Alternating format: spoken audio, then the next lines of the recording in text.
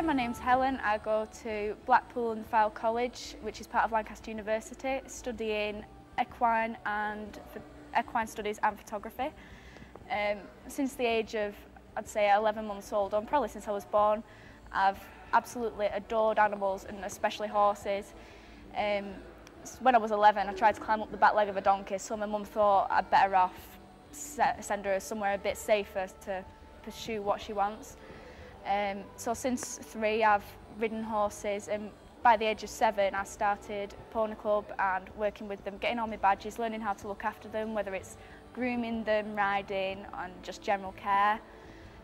By the age of 12, I started begging my mum for my own, but she wasn't having any of it. She said I had to learn the ins and outs and the bads and the goods. So I started off working officially with horses, not for payment, just whether I could get a ride or just to take care of one every now and again. So at the age of 15, I finally got my own.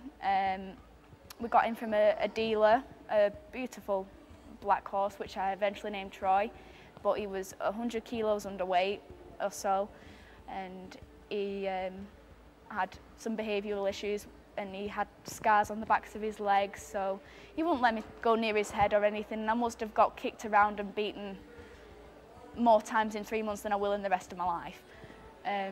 So I thought there has to be a different approach to this, so I found it amazing after a while that even though he can't speak my language, he can't particularly, we don't have the same body language at all, and I must look like an alien from Mars to him because I've only got hair on top of my head and I walk on my back legs.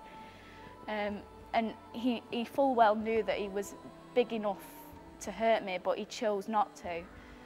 So now, after it's been about 4 years, he follows me around like a little puppy dog, and I think it's really sweet that all animals you can have a connection with, but it's more prize to me that I can have a relationship with an animal that has no idea how I speak or how I move or what I do in my spare time, thank God.